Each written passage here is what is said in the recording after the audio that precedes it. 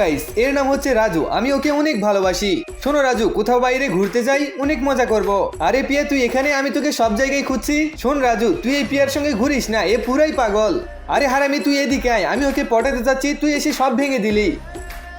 আচ্ছা, তোমরা দুজন কলেজে এসব করতে আসো, এরপর দেখলে তোমাদের দুজনকেই বের করে দেব। ইয়ার, যখনই পড়তে বসি এই টেবিল নড়তে লাগে, আর পড়বই না। চলো প্রথমে এই টেবিল ঠিক করি। আরও জানতে কবে পারবে যে আমি ওকে অনেক ভালোবাসি। আরে এই টেবিল ঠিক কিভাবে হলো, আর এটা কে ঠিক করলো? আচ্ছা, এই পিয়স ঠিক করেছে। আরে রাজু, তুমি এসে গেছো, আমি তোমার অপেক্ষাই করছিলাম। কালকে তোমাকে কিছু বলতে চাই। হে উপরওয়ালা, এ রাজুর পিছে পড়েছে আর আমি ওর পিছে। গাইস, এরপর দ্বিতীয় দিন। পিয়স, এই বই আমাকে দে, আমি পরে পরীক্ষায় টপ করতে চাই। আরে সাবধানে, পড়ে যেও না যেন। হারামি, তুই বললি এই জন্যই তো পড়ে গেলাম। আমার ফোন ভেঙে গেল, এখন এটা কে দিবে আমায়? পিয়া, তোমার কোথাও ব্যথা পাইনি তো? চলো, মন খারাপ করো না, তুমি আমার এই ফোন নিয়ে নাও। সত্যি বলছো? হ্যাঁ, এটা তো সামান্য ব্যাপার, আমি তোমার জন্য জীবনও দিয়ে দিতে পারি। আমার জন্য?